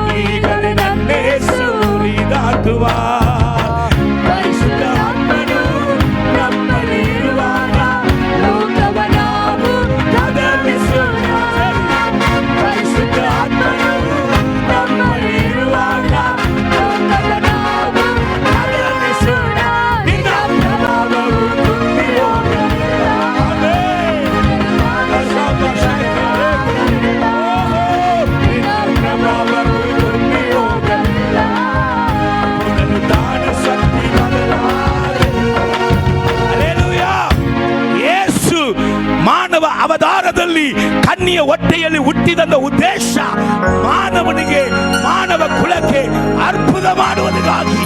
ಮನುಷ್ಯನಿಗೆ ಅಸಾಧ್ಯವಾದ ಎಲ್ಲವನ್ನು ಸಾಧ್ಯ ಮಾಡಿ ದೂರಲ್ಲಿ ಇರುವಂತ ವ್ಯಕ್ತಿಯನ್ನ, ಸಾಯುವಂತ ಪರಿಸ್ಥಿತಿಯಲ್ಲಿ ಇರುವಂತ ವ್ಯಕ್ತಿಯನ್ನ, ಇನ್ನು ಮೇಲೆ ನಿರೀಕ್ಷೆ ಇಲ್ಲ ಎಂಬುದಾಗಿ ಇರುವಂತ ವ್ಯಕ್ತಿಯ ಜೀವಿತದಲ್ಲಿ ಅದ್ಭುತಗಳನ್ನ ಮಾಡಿ ಅವನನ್ನ ಉದ್ಧರಿಸುವುದಕ್ಕಾಗಿ ಯೇಸು ಕ್ರಿಸ್ತನು ಅದ್ಭುತ ಸ್ವರೂಪನಾಗಿ ನಮಗಾಗಿ ಹುಟ್ಟಿ ಬಂದನು. ಎರಡನೇ ಕಾರ್ಯ ನಾವು ನೋಡ್ತಾ ಇದ್ದೇವೆ ಇಲ್ಲಿ, ಗಮನಿಸೋಣ. ಆಲೋಚನಾ ಕರ್ತನು ದೇವರು ಆಲೋಚನೆ ಹೇಳುವಂತ ದೇವರು. ಮೊದಲನೇ ಆಲೋಚನೆ ಏನು ಗೊತ್ತಾ? ದುಷ್ಟನಾಗಿ ಪಾಪಿಯಾಗಿ ಜೀವಿಸುತ್ತಾ ಇದ್ದಂಥ ವ್ಯಕ್ತಿಯನ್ನ ದೇವರ ಆಲೋಚನೆ ಹೇಳಿ ಅವನನ್ನ ನೀತಿವಂತನಾಗಿ ಬದಲಾಯಿಸಿದ ಮಾತ್ರವಲ್ಲ, ಅವನನ್ನ ಇಟ್ಟುಕೊಂಡೇ ದುಷ್ಟನಾಗಿ ಇರುವವನನ್ನು, ಪಾಪಿಯಾಗಿ ಇರುವವನನ್ನು ಒಳ್ಳೆ ಮಾರ್ಗದಲ್ಲಿ ನಡೆಸುವಂತ ಆಲೋಚನೆಯನ್ನ ಹೇಳುವುದಕ್ಕಾಗಿ ಯೇಸು ಕ್ರಿಸ್ತನು ಹುಟ್ಟಿ ಬಂದನು. ಹಲ್ಲೆಲೂಯ. ವಾಕ್ಯ ಹೇಳ್ತದೆ, ಗಮನಿಸು. ಕೀರ್ತನೆ ಓದೋಣ. ಕೀರ್ತನೆ 32ನೇ ಅಧ್ಯಾಯ 8ನೇ ವಾಕ್ಯ. ಚೆನ್ನಾಗಿ ಗಮನಿಸ್ತಾ ಇರ್ರಿ. ದೇವರ ಪ್ರಸನ್ನತೆ ಈ ಸ್ಥಳದಲ್ಲಿ ಇದೆ. ದೇವರ ಮಹಿಮೆ ಆವರಿಸಿಕೊಳ್ಳುತ್ತಾ ಇದೆ. ಇಲ್ಲಿ ಬಂದಂದು ಯಾರು ಬರಿಗೈಯಾಗಿ ಹೋಗೋದಿಲ್ಲ. ಗಮನಿಸ್ತಾ ಇದೆ, ಕೇಳ್ರಿ. ಯೆಹೋವನು ನಿನ್ನನ್ನು ಉಪದೇಶಿಸಿ ನಡೆಯಬೇಕಾದ ಮಾರ್ಗವನ್ನು ತಿಳಿಸುವೆನು. ಗಮನಿಸಿರಿ, ಯೆಹೋವನು ಯಾಕೆ ನಿನ್ನನ್ನು ಉಪದೇಶಿಸಬೇಕು? ನೀನು ನಡೆಯಬೇಕಾದ ಮಾರ್ಗ, ನಿನ್ನ ಜೀವಿತದಲ್ಲಿ ಜಯದ ಮಾರ್ಗ, ನಿನ್ನ ಜೀವಿತದಲ್ಲಿ ಸಂತೋಷದ ಮಾರ್ಗ, ನಿನ್ನ ಜೀವಿತದಲ್ಲಿ ಸುಖದ ಮಾರ್ಗ, ನಿನ್ನ ಜೀವಿತದಲ್ಲಿ ಆಶೀರ್ವಾದ ಮಾರ್ಗವನ್ನ ನಿನಗೆ ನನಗೆ ಆಲೋಚನೆ ಹೇಳುವುದಕ್ಕಾಗಿ. ಎಲ್ಲರೂ ಹೇಳ್ತಾರೆ ಮತಾಂತರ ಅಂತ. ಯೇಸು ಬಂದಿದ್ದು ಮತಾಂತರ ಮಾಡಕ್ಕಲ್ಲ, ನಮ್ಮ ಮಾರ್ಗವನ್ನ ಸರಿ ಮಾಡುವುದಕ್ಕಾಗಿ. ಕರಗಳ ತಟ್ರಿ. ದುಷ್ಟನಾಗಿ ಇದ್ದಂತ ಮಾರ್ಗದಲ್ಲಿ ನಡೆದವನನ್ನ ಪರಿಶುದ್ಧ ಮಾರ್ಗದಲ್ಲಿ ನಡೆಸುವುದಕ್ಕಾಗಿ, ಸೋಲ ಮಾರ್ಗದಲ್ಲಿ ಇದ್ದವನನ್ನ ಜಯದ ಮಾರ್ಗದಲ್ಲಿ ನಡೆಸುವುದಕ್ಕಾಗಿ, ಮರಣದ ಮಾರ್ಗದಲ್ಲಿ ಇದ್ದವನನ್ನ ಜೀವ ಕೊಡುವಂತ ಮಾರ್ಗದಲ್ಲಿ ನಡೆಸುವುದಕ್ಕಾಗಿ ಯೇಸು ಕ್ರಿಸ್ತನು ಈ ಲೋಕದಲ್ಲಿ ಹುಟ್ಟಿ ಬಂದನು. ಅದಕ್ಕೆ ಹಾಡು ಹೇಳ್ತದೆ, ಚಿತ್ತ ಮಾಡಬೇಕು, ಮಾಡಿ ಮುಗಿಸಬೇಕು. ನಿಶ್ಚಿತ ಮಾಡಬೇಕು, ಮಾಡಿ ಮುಗಿಸಬೇಕು. ಎಲ್ಲವೂ ನೀತಾನೆ, ಎಂಥವಕ್ಕವೆಲ್ಲ ನೀತಾನೆ, ಎಲ್ಲವೂ ನನಗೆ ನೀತಾನೆ, ಎಂಥವಕ್ಕವೆಲ್ಲ ನೀತಾನೆ. ನನ್ನ ಮೇಲೆ ಕಣ್ಣಿಟ್ಟು ಆಲೋಚನೆ ನೀಡುವೆ, ನನ್ನ ಮೇಲೆ ಕಣ್ಣಿಟ್ಟು ಆಲೋಚನೆ ನೀಡುವೆ. ನಡೆಯುವ ಹಾದಿಯನ್ನು ಪ್ರತಿದಿನ ತೋರುವೆ, ನಡೆಯುವ ಹಾದಿಯನ್ನು ಪ್ರತಿದಿನ ತೋರುವೆ. ಎಲ್ಲವೂ ನನಗೆ ನೀತಾನೆ, ಎಂಥವಕ್ಕವೆಲ್ಲ ನೀತಾನೆ. ಗಮನಿಸಬೇಕು, ಯೋಸೇಫ್ ಎಂಬುದಾದ ಒಬ್ಬ ವ್ಯಕ್ತಿ ಸಂಗಡ ದೇವರು ಇದ್ದನು ಎಂಬುದಾಗಿ ಆದಿಕಾಂಡ 39ನೇ ಅಧ್ಯಾಯ 1ನೇ ವಾಕ್ಯ 2ನೇ ವಾಕ್ಯದಲ್ಲಿ ನೀವು ಓದಿ ನೋಡ್ರಿ. ಆ ವ್ಯಕ್ತಿಯ ಸಂಗಡ ದೇವರು ಇದ್ದಾಗ ನಡೆದಂತ ಘಟನೆ ಗೊತ್ತಾ? ಅವನ ಐಗುಪ್ತ ದೇಶದಲ್ಲಿ ದಾಸನಾಗಿ ಗುಲಾಮನಾಗಿ ಅಲ್ಲಿ ಅವನು ಹೋಗಿದ್ದನ್ನು ಕೂಡ ದೇವರು ಅವನ ಸಂಗಡ ಇದ್ದಂತ ಕಾರಣ ಅವನ ಕೈ ಇಟ್ಟು ಮಾಡುವಂತ ಸಕಲ ಕಾರ್ಯದಲ್ಲಿಯೂ ದೇವರು ಸಫಲವನ್ನು ಕೊಟ್ಟಿದ್ದರು. ಈಗ ಒಂದು ದಿವಸ ಆ ಐಗುಪ್ತ ದೇಶದ ಅರಸನಿಗೆ ಕನಸು ಬಂತು. ಈ ಕನಸನ್ನ ಅರ್ಥ ಬಿಡಿಸುವುದಕ್ಕಾಗಿ ಅನೇಕ ಶಾಸ್ತ್ರಿಗಳನ್ನ, ಮಂತ್ರವಾದಿಗಳನ್ನ ಅರಸನು ಕರೀತಾ ಇದ್ದಾನೆ. ಆದರೆ ಅವನ ಕನಸಿಗೆ ಯಾರು ಅರ್ಥ ಹೇಳಕ್ಕೆ ಆಗಲಿಲ್ಲ. ಆದರೆ ಯೋಸೇಫನ ಸಂಗಡ ದೇವರು ಇದ್ದನಲ್ಲ. ಯಾಕೆ ದೇವರು ನಮ್ಮ ಸಂಗಡ ಇರಬೇಕು? ಗಮನಿಸು. ಈಗ ಯೋಸೇಫನ ಸಂಗಡ ದೇವರು ಇದ್ದಾಗ ಯೋಸೇಫನು ದೇವರ ಹತ್ರ ಕೇಳಿರಬೇಕು, ದೇವರೇ, ಅರಸನ ಕನಸಿಗೆ ನೀನೇ ಗುಟ್ಟನ್ನ ಅಪ್ಪ ಬಿಡಿಸುವಂತ ದೇವರು, ನೀನೇ ಆಲೋಚನೆ ಹೇಳುವಂತ ದೇವರು. ಈಗ ಇವನನ್ನ ಅರಸನ ಮುಂದೆ ಹೋಗಿ ನಿಲ್ಲಿಸಿದ್ದಾರೆ. ಅವನ ಕನಸಿಗೆ ಈ ಯೋಸೇಫ್ ಎಂಬುದಾದ ವ್ಯಕ್ತಿ ಅರ್ಥ ಹೇಳಿದ ಕೂಡಲೇ, ದೇವರು ಅವನಿಗೆ ಆಲೋಚನೆ ಹೇಳಿ ಕನಸನ್ನ ಬಿಡಿಸಿದ ಕೂಡಲೇ ಅರಣ್ಮನೆಯಲ್ಲಿ ಕೂತ್ಕೊಂಡಿರುವ ಅರಸನು ಪಡಾರ್ ಅಂತ ಎದ್ದು ಆತನನ್ನ ನೋಡಿ ಹೇಳಿದ, ಈತನಕ್ಕಿಂತ ಯೋಗ್ಯನು ಯಾರಿದ್ದಾನೆ ಎಂಬುದಾಗಿ ಹೇಳಿ ಅದೇ ಯೋಸೇಫನನ್ನ ಕರೆದುಕೊಂಡು ಅರಣ್ಮನೆಯಲ್ಲಿ ಕುಳಿರಿಸಿ ಅವನ ಮುದ್ರೆ ಉಂಗುರವನ್ನ ಅವನಿಗೆ ಕೊಡಿಸಿ, ಇಡೀ ದೇಶದಲ್ಲಿ ನೀನು ಅಪ್ಪಣೆ ಕೊಡದೆ ಒಬ್ಬನು ಕಾಲುಗಳನ್ನ ಕೈಗಳನ್ನ ಅಲಗಾಡಿಸಬಾರದು ಎಂಬುದಾಗಿ ಹೇಳಿ ಅವನಿಗೆ ದೊಡ್ಡ ಸ್ಥಾನವನ್ನು ಕೊಟ್ಟಿದ್ದರು. ಗಮನಿಸ್ತಾ ಇದ್ದೀರಾ? ದೇವರು ಆಲೋಚನೆ ಹೇಳುವಾಗ ಸಾಮಾನ್ಯವಾದ ವ್ಯಕ್ತಿ ದಿಢೀರಂತ ದೊಡ್ಡ ವ್ಯಕ್ತಿಯಾಗಿ ಎದ್ದಿರ್ತಾನೆ. Hallelujah, praise the Lord. So ಇನ್ನೊಂದು ಕನಸು ವಿದ್ಯಾಸ ನೀವು ಕೇಳಬೇಕು. ದೇವರು ಹೇಳಿದ್ರೆ ಹೇಳ್ಬಿಡ್ತೀನಿ, ಯಾರಿಗೆ ಪ್ರಯೋಜನ ಆಗುತ್ತಾ ಆಗಲಿ. ದಾನಿಯೇಲ್ ಎಂಬುದಾದ ಒಬ್ಬ ವ್ಯಕ್ತಿ ಬಾಬಿಲೋನ್ ಎಂಬುದಾದ ಒಂದು ದೇಶದಲ್ಲಿ ಅವನನ್ನು ಕೂಡ ಗುಲಾಮನಾಗಿ ಕರ್ಕೊಂಡು ಹೋಗಿದ್ದಾರೆ. ಇವನ ಮೇಲೆ ವಿಶೇಷವಾದ ದೇವರ ಆತ್ಮನು ಇವನ ಸಂಗಡ ಇದ್ದರು. ಆದರೆ ಇಲ್ಲಿ ಬಾಬಿಲೋನ್ ಅರಸನ ಕಂಡಂತ ಒಂದು ಕನಸು ವಿಚಿತ್ರ. ಏನಂದ್ರೆ ಅವನು ಹೇಳ್ತಾ ಇದ್ದಾನೆ, ನಾನು ಕಂಡಂತ ಕನಸನ್ನು ಹೇಳಬೇಕು, ಅರ್ಥವನ್ನು ಹೇಳಬೇಕು. ಹಿಂಗೆ ಹೇಳಿದಾಗ ಎಲ್ಲ ಶಾಸ್ತ್ರಿಗಳು ಮಂತ್ರವಾದಿಗಳು ಏನಂತೀರ ಅರಸ, ನೀವು ಕನಸು ಹೇಳ್ರಿ ಅರ್ಥ ಬಿಡಿಸ್ತೀವಿ, ಆದ್ರೆ ಕನಸನ್ನು ಹೇಳಬೇಕಂದ್ರೆ ಅದು ಯಾರಿಂದ ಆಗದಂತ ಕಾರ್ಯಗಳನ್ನ ಹೇಳ್ತಾ ಇದ್ದೀರಾ. ನೋಡ್ರಿ, ಒಬ್ಬ ವ್ಯಕ್ತಿಯ ಕನಸನ್ನು ಹೇಳಬೇಕು, ಅವನಿಗೆ ಅದಕ್ಕೆ ಅರ್ಥನೇ ಹೇಳಬೇಕು. ಇಂಥ ಒಂದು ಪರಿಜ್ಞಾನ ಉಳ್ಳವರು ಈ ಭೂಮಿಯಲ್ಲಿ ಯಾರು ಇಲ್ಲ ಅಂತ ಹುಡುಕುವಾಗ ದೇವರು ದಾನಿಯೇಲ ಸಂಗಡ ಇದ್ದಾಗ ದೇವರು ಅವನಿಗೆ ಆಲೋಚನಾ ಕರ್ತನಾಗಿ ಇದ್ದನು. ಹಲ್ಲೆಲೂಯಾ. ಅಲ್ಲಿ ಅವನ ಕನಸನ್ನು ಹೇಳಿದ, ಕನಸಿಗೆ ಅರ್ಥವನ್ನು ಹೇಳಿದ. ತರಿಯು ಅರಸನು, ಬಾಬಿಲೋನ್ ಅರಸನು ಇಡೀ ಜಗತ್ತನ್ನೇ ಆವಾಗ ಆಡಳಿತ ಮಾಡ್ತಾ ಇದ್ದಂತ ಅರಸನು ಪಡಾರಂತ ಎದ್ದು ಅವನ ಪಾದಕ್ಕೆ ನಮಸ್ಕಾರ ಮಾಡಿ ದಾನಿಯೇಲನಿಗೆ ನೈವೇದ್ಯ ಮಾಡಿದನು ಎಂಬುದಾಗಿ ಸತ್ಯವೇದದಲ್ಲಿ ಬರೀತಾ ಇದೆ. Hallelujah, hallelujah. ನಾನು ಕಥೆ ಬಿಡ್ತೀನಿ ಅಂತ ತಿಳ್ಕೊಂಡ್ರಿ, ಚರಿತ್ರೆ. ಯೋಸೇಫ್ ಐಗುಪ್ತ ದೇಶದಲ್ಲಿ ಇದ್ದಿದ್ದು ಚರಿತ್ರೆ. ನಿಮ್ಮ ಮೊಬೈಲ್ ಅಲ್ಲಿ ಗೂಗಲ್ ಅಲ್ಲಿ ಹೋಗಿ ಯೋಸೇಫ್ ಯಾರು ಎಂಬುದಾಗಿ ಟೈಪ್ ಮಾಡಿ ನೋಡ್ರಿ, ಚರಿತ್ರೆ ಹೇಳ್ತೀನಿ. ಯಾವನೋ ಒಬ್ಬನು ಮರದ ಕೆಳಗಡೆ ಕೂತ್ಕೊಂಡು ಏನೋ ಪುರಾಣಗಳನ್ನ ಬರೆದಂತ ಕಥೆ ಬಿಡ್ತಾ ಇಲ್ಲ. ಇಲ್ಲಿ ದೇವರು ಈ ಲೋಕದ ಮೇಲೆ ಹುಟ್ಟಿದ ಉದ್ದೇಶ ಮೊದಲು ನಿಮಗೆ ನನಗೆ ಅದ್ಭುತ ಮಾಡುವುದಕ್ಕಾಗಿ, ಎರಡನೇದಾಗಿ ನಮ್ಮ ನಡೆಯಬೇಕಾಗಿರುವಂತ ನಮ್ಮ ಮಾರ್ಗವನ್ನ ನಮಗೆ ತಿಳಿಸಿಕೊಟ್ಟು ನಮ್ಮನ್ನು ಉದ್ಧರಿಸುವುದಕ್ಕಾಗಿ. ಹಲ್ಲೆಲೂಯಾ, ಕರಗಳ ತಟ್ಟಿ ಮಹಿಮೆ ಪಡಿಸೋಣ. ಮೂರನೇದಾಗಿ ಯೆಹೋಶುವ ಎಂಬುದಾದ ಒಬ್ಬ ವ್ಯಕ್ತಿ ಸೋತು ಹೋದವನಾಗಿ, ಯುದ್ಧ ಪುರುಷನು, ಒಂದು ಸಂದರ್ಭದಲ್ಲಿ ಅವನು ಸೋತು ಹೋದವನಾಗಿದ್ದಾಗ ದೇವರು ನಮಗೆ ಬಲ ಕೊಡುವುದಕ್ಕಾಗಿ ಪರಾಕ್ರಮಿಯ ದೇವರಾಗಿ ಆತನು ಈ ಲೋಕದಲ್ಲಿ ಹುಟ್ಟಿದನು. ಹಲ್ಲೆಲೂಯಾ. ಸೋತವನಿಗೆ ಬಲವನ್ನ ಕೊಡುವುದಕ್ಕೆ. Hallelujah, praise the Lord. ಇಲ್ಲಿ ವಾಕ್ಯದಲ್ಲಿ ನೋಡ್ತಾ ಇದ್ದೇವೆ, ರೋಮರ್ ಪತ್ರಿಕೆ 8:31 ಹೇಳ್ತದೆ, ದೇವರು ನಮ್ಮ ಸಂಗಡ ಇದ್ದರೆ ನಮ್ಮನ್ನ ಎದುರಿಸುವವನು ಯಾರು? ಯೆಹೋಶುವ ಎಂಬುದಾದ ವ್ಯಕ್ತಿ, ಅವನ ಲೀಡರ್, ನಾಯಕ. ಮೋಸೆ ತೀರ್ಕೊಂಡಿದ್ದ ಮೇಲೆ ಅವನು ಬಹು ದುಃಖದಲ್ಲಿ ಅವನು ಈ ಜನರ ಬಳಿಯಲ್ಲಿ ಇವರು ಹೇಗೆ ನನ್ನ ಸ್ವೀಕಾರ ಮಾಡಿಕೊಳ್ತಾರೆ, ಹೆಂಗೆ ಇವರನ್ನ ನಡೆಸಲಿಕ್ಕೆ ಸಾಧ್ಯ, ಹೇಗೆ ನನಗೆ ಇವರು ನನ್ನ ಮಾತನ್ನ ಕೇಳ್ತಾರೆ ಎಂಬುದಾಗಿ ಅವನು ಭಯಪಟ್ಟವನಾಗಿದ್ದಾಗ ದೇವರು ಅವನಿಗೆ ಹೇಳಿದನ್ನು ಮಾತನ್ನ ಓದುತ್ತೇನೆ. ಯೆಹೋಶುವ ಪುಸ್ತಕ 1ನೇ ಅಧ್ಯಾಯ 9ನೇ ವಾಕ್ಯ ಹೇಳುತ್ತದೆ, ಸ್ಥಿರ ಚಿತ್ತನಾಗಿರು, ಧೈರ್ಯದಿಂದಿರು, ಅಂಜಬೇಡ, ಕಳವಳ ಕೊಲ್ಲಬೇಡ. ನೀನು ಹೋಗುವಂತ ಸ್ಥಳವಲ್ಲ, ನಿನ್ನ ದೇವರಾದ ಯೆಹೋವನು ನಿನ್ನ ಸಂಗಡ. ಹಲೋ, ದೇವರ ಸಂಗಡ ಇದ್ರೆ ನಮಗೆ ಕಳವಳ ಇಲ್ಲ, ಧೈರ್ಯ ಕಳ್ಕೋಬೇಕಾದ ಅವಶ್ಯಕತೆ ಇಲ್ಲ. ನಮ್ಮ ಜೀವನದಲ್ಲಿ ಭಯ ಇಲ್ಲದಂತೆ ಜೀವಿತ ಮಾಡುವುದಕ್ಕೆ ದೇವರು ನಮ್ಮ ಸಂಗಡ ಇರಬೇಕಾಗಿರುವುದು ಅವಶ್ಯ. ಹಲ್ಲೆಲೂಯಾ. ಜೋರಾಗಿ ಕರಗಳ ತಟ್ಟಿ ದೇವರ ನಾಮವನ್ನ ಮಹಿಮೆ ಪಡಿಸಿರಿ. ಇನ್ನೊಂದು ಕಾರ್ಯ, ಇನ್ನು ಎರಡನೇ ಕಾರ್ಯ ಸಂಕ್ಷಿಪ್ತವಾಗಿ ಹೇಳಿ ಮುಗಿಸುತ್ತೇನೆ. 4ನೇ ವಿಷಯ ಅಲ್ಲಿ ನಾವು ನೋಡ್ತಾ ಇದ್ದೇವೆ, ನಿತ್ಯನಾದ ತಂದೆ. ಯಾರಂತೆ?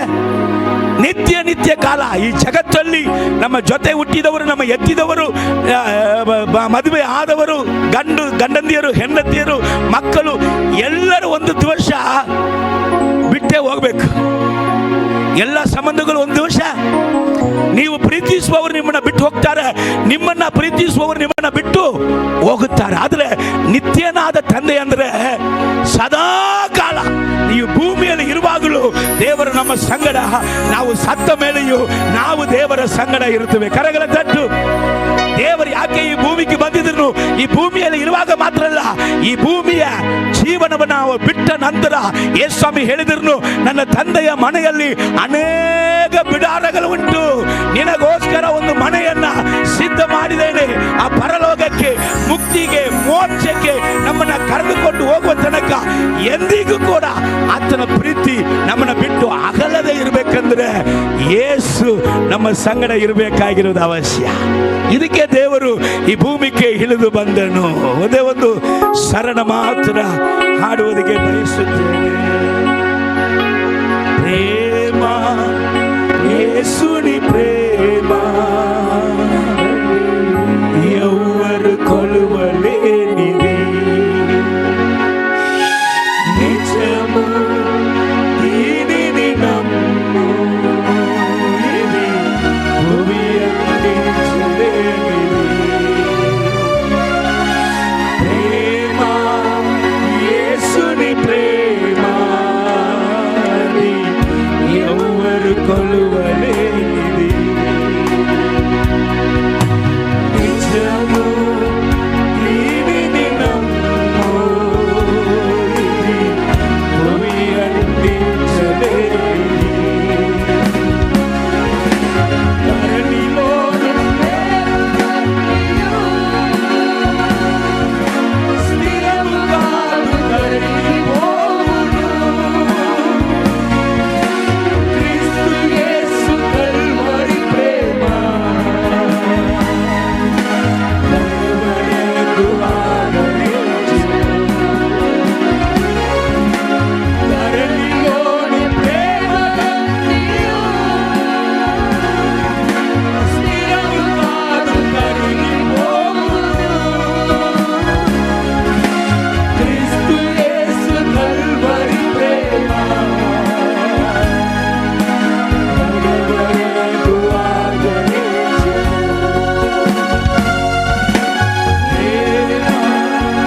ಯೇಸುನಿ ಪ್ರೇಮ ಯೌವರು ಕೊಲುವಲೇನಿದೆ, ನಿಜಮು ದೀನಿನಿ ನಮ್ಮು ಇದೆ, ಭುವಿಯಂದಿಸಲೇನಿದೆ. ಕೈ ಬಿಡುವುದಲ್ಲ. ಒಂದು ವೇಳೆ ನಿನ್ನ ತಂದೆ ತಾಯಿ ನಿನ್ನನ್ನು ಬಿಟ್ಟು ನಿನ್ನ ಮರೆತರನು ನಾನು ನಿನ್ನನ್ನು ಮರೆಯುವುದಿಲ್ಲ. ಹಲ್ಲೆಲೂಯಾ ಹೇಳಿ. ಹೊರಗಲ ತಟ್ಟಿ. ಯೇಸು ಕ್ರಿಸ್ತನು ಎಂಬುದಾದ ಮಗು ಈ ಲೋಕಕ್ಕೆ ಹುಟ್ಟಿ ಬಂದಂತ ಉದ್ದೇಶ ಎಲ್ಲ ದಿನದಲ್ಲಿಯೂ ನಿನ್ನ ಸಂಗಡ ಇದ್ದು ಆತನ ಪ್ರೀತಿಯಲ್ಲಿ ನಿನ್ನನ್ನ ತುಂಬಿಸಿ ನಡೆಸುವುದಕ್ಕಾಗಿ ಯೇಸು ಕ್ರಿಸ್ತನು ಹುಟ್ಟಿದನು. ಕೊನೆಯದಾಗಿ ಆತನು ಸಮಾಧಾನ ಪ್ರಭು. ಏನಂತೆ ಏಸಪ್ಪ ಹೇಳಿದ್ರು, ಯಾರು ಹೇಳಕ್ಕೆ ಸಾಧ್ಯ ಇಲ್ರಿ. ಎಲೆ ಕಷ್ಟಪಡುವವರೇ, ಹೊರಗೊತ್ತವರೇ ಎಲ್ಲರೂ ನನ್ನ ಬಳಿಗೆ ಬನ್ನಿ, ನಾನು ನಿನಗೆ ವಿಶ್ರಾಂತಿ ಕೊಡುತ್ತೇನೆ. ಹಲ್ಲೆಲೂಯಾ. ನಾನು ನಿನಗೆ ಸಮಾಧಾನ ಕೊಡುವಂತ ದೇವರು. ಸೊ ಈ ಭೂಮಿಯಲ್ಲಿ ಕನ್ಯೆಯ ಹೊಟ್ಟೆಯಲ್ಲಿ ದೇವರು ಜನಿಸಿ ಬಂದಂತ ಉದ್ದೇಶ ನಮಗೆ ಅದ್ಭುತ ಮಾಡುವುದಕ್ಕಾಗಿ, ನಮಗೆ ಆಲೋಚನೆ ಹೇಳುವುದಕ್ಕಾಗಿ, ಸ್ವತಂತ್ರ ಸಮಯದಲ್ಲಿ ನಮ್ಮನ್ನ ಸೋಲಿಸುವುದಕ್ಕೆ ನಮಗಿಂತ ಬಲಿಷ್ಠರು ಬರುವಾಗ ಅವರ ಮುಂದೆ, ಹಲ್ಲೆಲೂಯಾ, ದೇವರ ಅಭಿಷಕ್ತನ ಮುಂದೆ ಶತ್ರುಗಳು ಮುದುರಿ ಬೀಳುವಂತೆ ಶತ್ರುವ ಕ್ರಿಯೆಗಳನ್ನ ನಮ್ಮ ಮುಂದೆ ಅಳಿಸುವುದಕ್ಕಾಗಿ, ನಮ್ಮನ್ನ ಜಯಶಾಲಿಯಾಗಿ ಮಾಡುವುದಕ್ಕಾಗಿ, ನಿತ್ಯನಾಂತ ಯಾರು ಕೈ ಬಿಟ್ಟರು ಕೈ ಬಿಡದೆ ನಮ್ಮ ಸಂಗಡ ಇರುವುದಕ್ಕಾಗಿ, ನಮ್ಮ ಜೀವನದಲ್ಲಿ ಎಂದ ಸಂದರ್ಭದಲ್ಲಿಯೂ ನಮಗೆ ಸಮಾಧಾನವನ್ನು ಕೊಟ್ಟು ನಮಗೆ ಆನಂದವನ್ನು ನೀಡುವುದಕ್ಕಾಗಿ ಯೇಸು ಹುಟ್ಟಿ ಬಂದನು. ಹಲ್ಲೆಲೂಯಾ. ಕರಗಳ ಜೋರಾಗಿ ತಟ್ಟಿ, ಜೋರಾಗಿ ತಟ್ಟಿ. ಯೇಸು ಕ್ರಿಸ್ತನು ಒಂದು ವೇಳೆ ನಾನು ಕೇಳಿದಂತ ಈ ಯೇಸು, ನಾನು ಒಂದು ಸತಿನೂ ಕೇಳಿಲ್ಲ. ಈ ಕ್ರಿಸ್ಮಸ್ ಹಬ್ಬದ ಆಚರಣೆನೇ ಕೇಳಿದೆ. ಲೋಕವು ಏನೇನೋ ಕಥೆಗಳನ್ನು ಹೇಳಿತ್ತು, ನನ್ನ ತಲೆಯನ್ನು ಕೆಡಿಸಿತ್ತು. ನನಗಾಗಿ ಬಂದಂಥ ದೇವರು ಎಂಬುದಾಗಿ ನಾನು ಅರ್ಥ ಮಾಡಿಕೊಂಡಿಲ್ಲ. ಇವತ್ತು ಗೊತ್ತಾಯಿತು, ನನ್ನ ಜೀವಿತದಲ್ಲಿ ಅದ್ಭುತ ಬೇಕು, ನನ್ನ ಜೀವಿತದಲ್ಲಿ ದೇವರ ಆಲೋಚನೆ ಬೇಕು, ನನ್ನ ಜೀವಿತದಲ್ಲಿ ದೇವರ ಬಲ ಬೇಕು, ನನ್ನ ಜೀವಿತದಲ್ಲಿ ದೇವರ ಪ್ರೀತಿ ಬೇಕು, ನನ್ನ ಜೀವಿತದಲ್ಲಿ ಸಮಾಧಾನ ಬೇಕೆಂಬುದಾಗಿ ಕೇಳುವವರು ಇದರ ಒಳಗಡೆ ಇರುವುದಾದರೆ ನಿಮಗೋಸ್ಕರ ನಾವು ಪ್ರಾರ್ಥನೆ ಮಾಡಲಿಕ್ಕಿದ್ದೇವೆ. ಕಣ್ಣುಗಳ ಮುಚ್ಚಿಕೊಳ್ಳಿ, ನಾವು ಪ್ರಾರ್ಥನೆ ಮಾಡೋಣ.